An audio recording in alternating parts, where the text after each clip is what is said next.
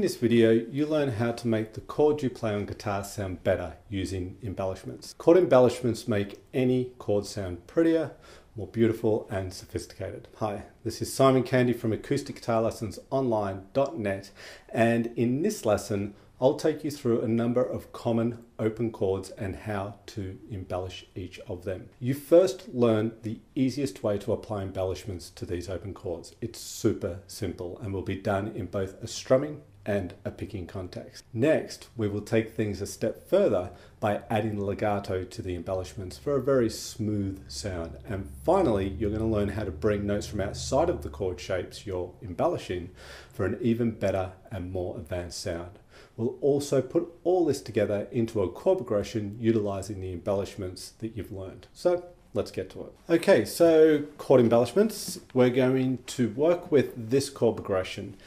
A minor to our F, to our C chord, and to our G chord. Okay, that's going to be our chord progression that we're going to apply embellishments to in various ways. So this first exercise is very simple but very effective, and so I'll grab the A minor chord first and show you. So we're going to strum, and all we're really going to do is just choose a finger that's in the A minor shape here to take away from the chord, and as we strum it, or once we've strummed it, put it back on. So you sort of lift the finger off and strum and then put it back on. So I am kind of hammering it back down. You could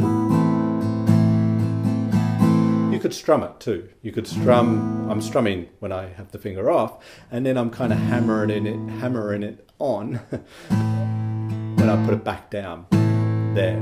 So you could do that, or you could strum it when you add the finger back on. It doesn't really matter. The point is, all you got to do is just lift a finger away from the chord to then put it straight back down, the next strum or the next part of the beat or the next beat or whatever it might be. So that works with any of the fingers here. That's my second finger,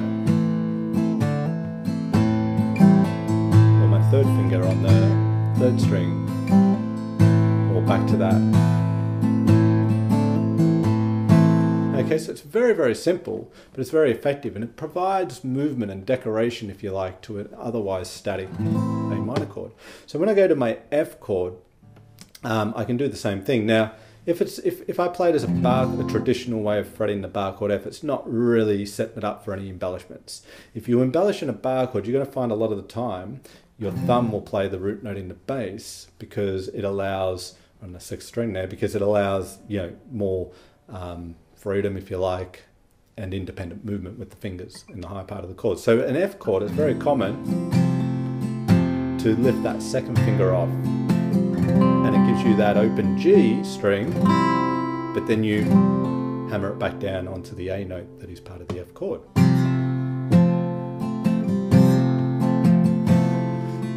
And I could do it with the first finger too. If you're not that comfortable with playing the F chord like that, you can just play the F chord, the three fingers here, if you like, a little F major 7 chord basically, and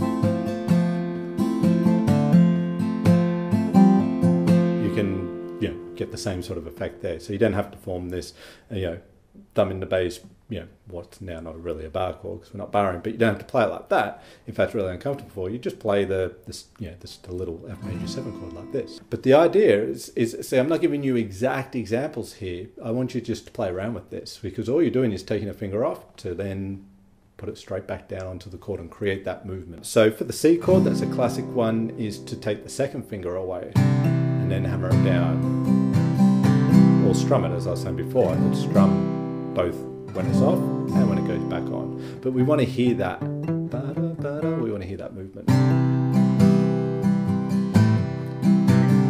Any of them work fine.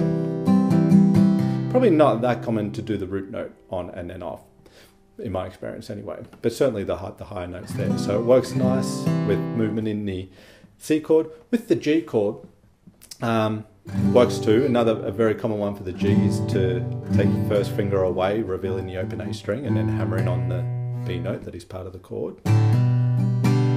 So that's a very common one, a little embellishment to the chord there, bit of decoration if you like. With the G chord, and you'll see in some later examples, The best way to sort of fret the G, generally speaking, when you're going to create movement within the chord shape is to sort of simplify it, but still get a nice big G chord sound, open chord sound. And that is, the third finger plays the root note, not the second, and the third finger will also block the fifth string, and the pinky will play the G on top. And we get this nice big open G chord, but the good thing is now we've got the first and second fingers free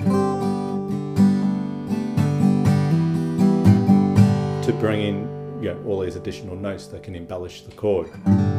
So you can do it with a standard sort of G like this as you might play it typically, but you're going to find, particularly with things we'll do shortly, that this will be the better way to play it. So it's only requiring two fingers, nice big G open chord sound, and two fingers free to play embellishments. So our first approach is very simple.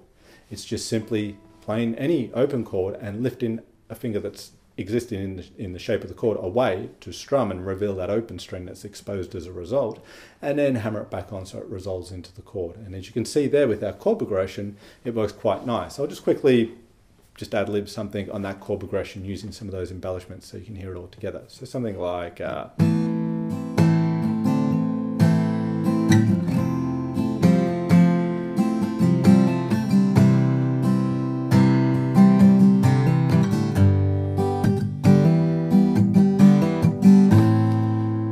okay, so something as simple as that. I was just bringing in some of those embellishments to create movement on the static chords, and that's a really simple way to get some embellishments into your playing. Okay, so this next exercise just takes the idea a little bit further in a couple of ways. So same chord progression, A minor, F, C and G chords. This time we're going to pick out on the chords a little bit more. It can sound really nice if you pick out on the chords rather than just strumming. So if we're on the A minor,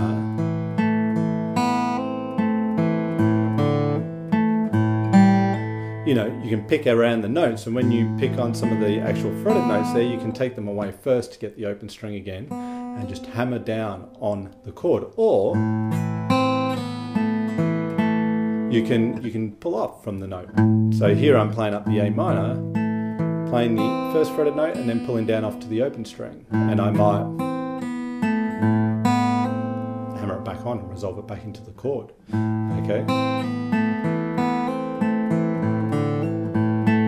Okay, so you can separate the notes and pick them and arpeggiate the chord essentially, chordal picking as I like to call it, and kind of target a little bit more specifically the notes that you're going to embellish, or the little hammer-ons and pull-offs that you're going to bring into the chord shape. So on the C, same little opportunities of embellishments there with the fretted notes, the fingers coming off the strings, but again picking around it rather than strumming, and doing the legato, the hammer-ons and the pull-offs. You can even do little trills. So on this C chord, okay, so I'm playing up the chord and hammer-on, pull-off, down the chord and then back with a hammer-on. So you can get some nice frilly little things going on here when you combine the hammer-ons and the pull-offs with the picking of the chord. You could do, this is on the, so a little bit of a trill, hammer-on, pull-off combination, and then hammering on with that second finger on and off of the fourth string there of the C chord. So there's all sorts of combinations that you can start to do, as you can see. And the F chord, whether you're playing it with the little F major 7 or you've got the thumb in the bass, same sort of thing. And you might sort of strum and then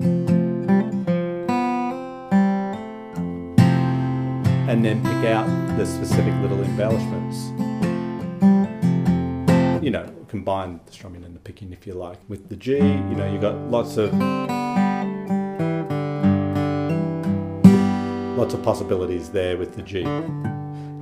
Except if you block out that fifth string, you're not going to have that B to But of course you could add it if you wanted, okay? But I tend to just leave that string out and play around with embellishments on, you know, other notes. We're going to look at that in a little bit more detail in the third exercise, so I won't go into it right now. Let me play something here using our chord progression and some of those embellishments, so you can hear it together and listen to the effect of, you know, picking out on the chord a little more than strumming, and some, you know, little trebles with hammer-on pull-off combinations.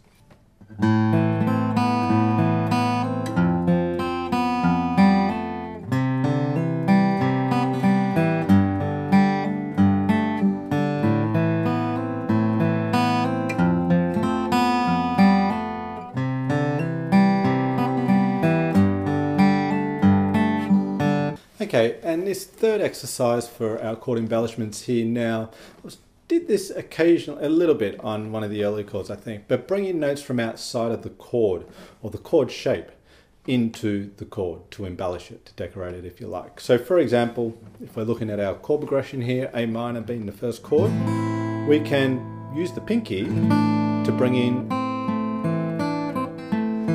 that D note on the third string.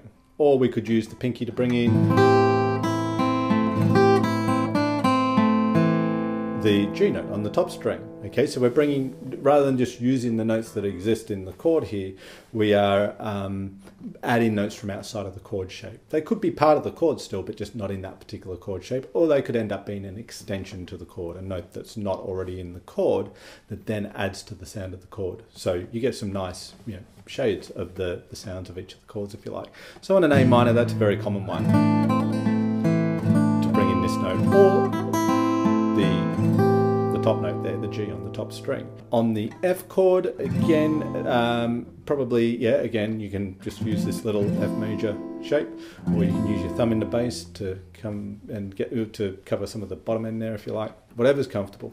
You can bring in the same note. So what we did on the A minor, you can do on the F as well, and you can bring in that top note. Those are both notes that will nicely colour the chord. We won't get into the whole theory of this here, but it does give some nice colours to the F major type chord if you like here. C is very common, to bring in the same notes again.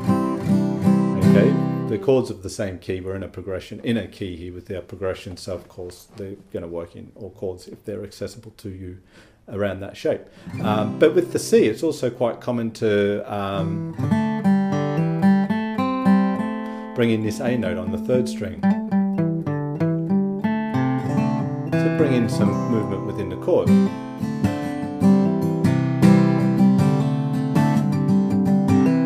And you're using the second finger just on and off of the, you know, going back and forth between the third and fourth strings to deal with that embellishment. And of course you can bring in the open B string, the G on top.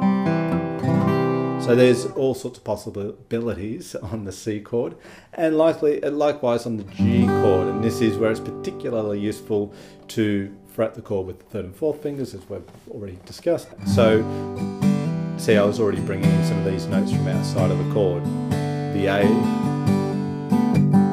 and the E on the fourth string, and you could bring in the C.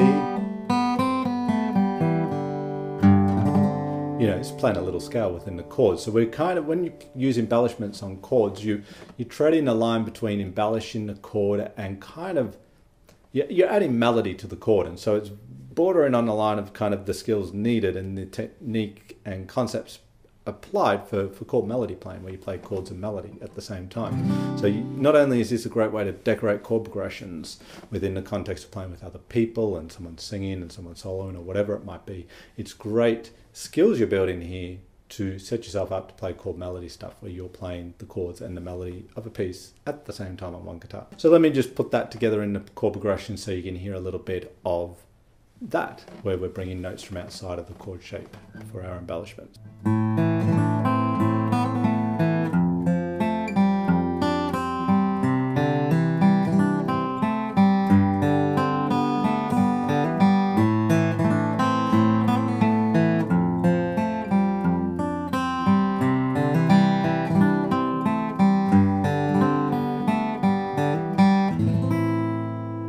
If If you like this video, then you'll love this acoustic rhythm guitar techniques mini course. In this course, you learn 5 ways to sound much better as a rhythm guitarist, including strumming techniques, chordal picking, rhythm riffs and fills, as well as cool sounding chords and embellishments. Over the course of 5 days, you will not only be trained in depth on each of these areas of your guitar playing, but also how to put it all together to create great sounding music. So click the link in the description below this video to gain access to the Acoustic Rhythm Guitar Techniques mini course. If you like this video, then hit that like button and don't forget to subscribe to the channel if you haven't already, and of course hit the notification bell button so YouTube will tell you when I've released a new video. This is Simon Candy from acousticguitarlessonsonline.net. As always, thanks for watching this video. I appreciate your time and I look forward to seeing you in the next video.